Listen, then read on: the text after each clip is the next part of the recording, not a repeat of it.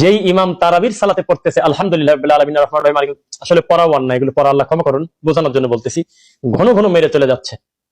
5G 6G 7G তা আমরা জানি না, এটা মানুষ বলে, বাকিটা আপনার মিলাই নেন। এইভাবে কি কোরআন তেলাওয়াত হয় কিভাবে, এভাবে সূরা ফাতিহা হয় কিভাবে, একটু পর বোঝা গেল দলিল, তাহলে বোঝা গেল সূরা ফাতিহা গেল।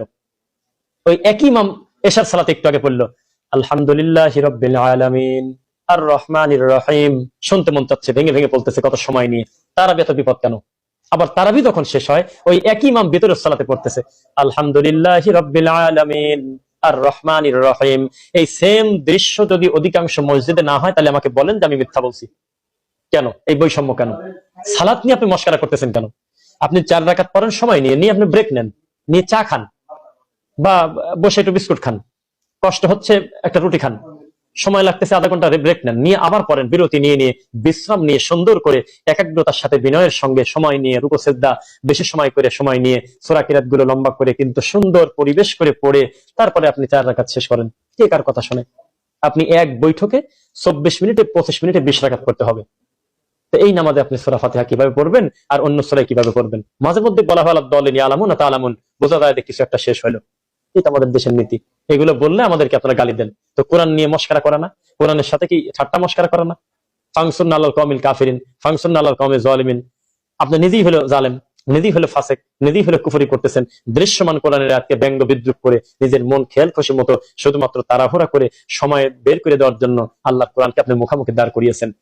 এটা হলো কোরআন? কিন্তু দলিল, বিচারের মাঠে কোরআন আপনার পক্ষে অথবা বিপক্ষে যাবে, এত সহজ নয়।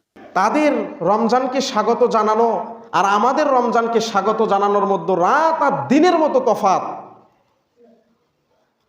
কতটা দিনদার আর কতটা দুনিয়াদার হয়ে গেছি সেটা আমরা নিজেই নিজেকে প্রশ্ন করলে জানতে পারব। রমজানের আগমনী বার্তা আমাদের অন্তরকে যদি আনন্দিত না করে তাহলে কোশ্চিন কালেও সে মুমিন নয়।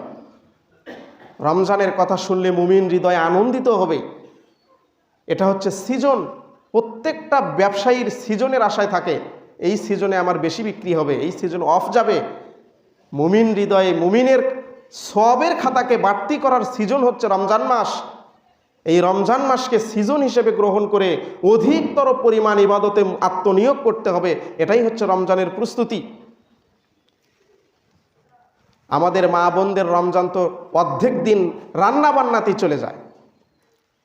প্রিয় বোনেরা আমার, যদি মাইকের আজান, মাইকের আওয়াজ আপনার কানে যায় তো রমজানের প্রস্তুতি, রমজান মাসকে নিজের ঘরকে কোরআনের ঘর বানিয়ে ফেলেন, নিজের ঘরকে কোরআনময় করে ফেলেন, নিজের বাচ্চাদেরকে তালিমের ভেতরে ঢুকিয়ে ফেলেন, দিনের অধিকাংশ সময় কোরআন তেলাওয়াতে কাটিয়ে দেন।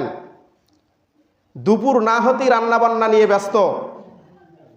দুপুর থেকে বিকাল থেকে শুরু হয় হরেক রকম আইটেম রান্না আর সাহারির প্রস্তুতি। স্বাভাবিকভাবে চলুক, কিন্তু অতিরঞ্জিত করতে গিয়ে রমজানের প্রত্যেকটা সেকেন্ড যেন নষ্ট না হয়। রমজানে ঘরকে বরকতময় করুন, কোরআনময় করে তুলুন, কোরআনের আলোয় আলোকিত করুন, দিনের অধিকাংশ সময় কোরআন তেলাওয়াত করুন। সাহাবীরা তো রমজানের প্রতি 3 দিনে 1 দিন কোরআন খতম দিতেন।